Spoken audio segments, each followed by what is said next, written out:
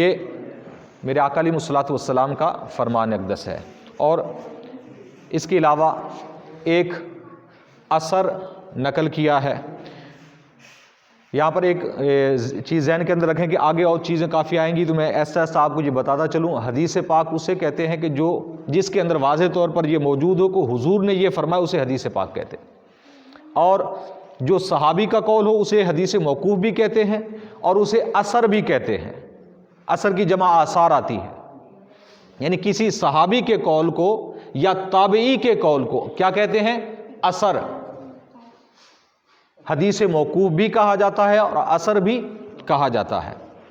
تو یہاں پر ایک اثر ہے، یعنی ایک صحابی کا، ایک تابعی کا قول ہے، وَقَاتَبَ عمر بن عبد العزیز الی عدی بن عدی ان للایمان فرائض و شرائع و حدود و سنن، کہ حضرت عمر بن عبد العزیز رضی اللہ تعالیٰ عنہ تابعی بزرگ ہیں، کہ آپ نے عدی بن عدی کی طرف ایک مکتوب لکھا، اور اس مکتوب کے اندر لکھا کہ بے شک ایمان کے لیے کچھ چیزیں ہیں، اور وہ کیا ہیں کہ ایمان کے لیے فرائض ہیں، ایمان کے لیے شرائع ہیں، ایمان کے لیے حدود ہیں، ایمان کے لیے سنن ہیں۔ 4 چیزیں بیان فرمائیں۔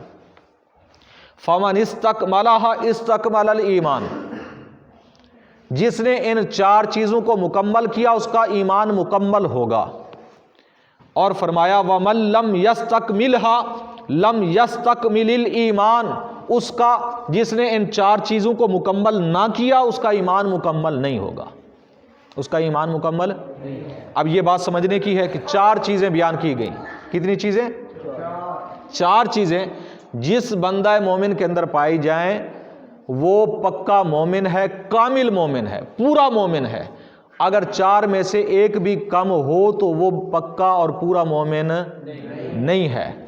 اب وہ 4 چیزیں کون سی ہیں؟ پہلی چیز بیان کی کہ فرائض، ایمان کے لیے شرط ہے فرائض کا ہونا۔ فرائض فرض کی جمع ہے۔ کس کی جمع ہے؟ یعنی فرضوں پر عمل کرتا ہو بندہ۔ نماز کیا ہے؟ فرض ہے۔ روزہ، زکوٰۃ، یہ چیزیں فرض ہیں۔ یعنی اس طرح کی اور بھی جو چیزیں فرض وہ ہوتا ہے، فرض کا حکم بھی ذہن میں رکھیں۔ فرض وہ چیز ہوتی ہے کہ جس کا کرنا ضروری ہوتا ہے۔ کیا ہوتا ہے؟ کرنا ضروری ہوتا ہے، نہ کرنا گناہ کبیرہ ہوتا ہے، اور اس کا انکار کرنا کفر ہوتا ہے۔ کیا ہوتا ہے؟ فرض کا انکار کیا ہے؟ یعنی فرض کا کوئی بندہ انکار کر دے کہ میں اسے فرض مانتا ہی نہیں، میں تو مانتا ہی نہیں اس چیز کو، تو ایسا شخص کیا ہو جاتا ہے؟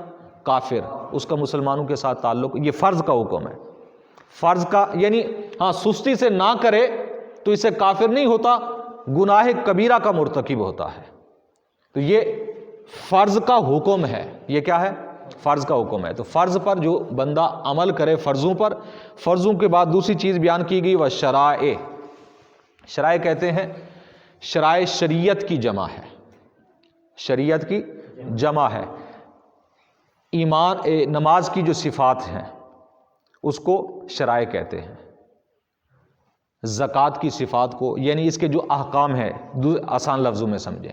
مثال کے طور پر اب نماز ہے، نماز کے کتنے فرض ہیں یہ ہمیں نہیں پتہ۔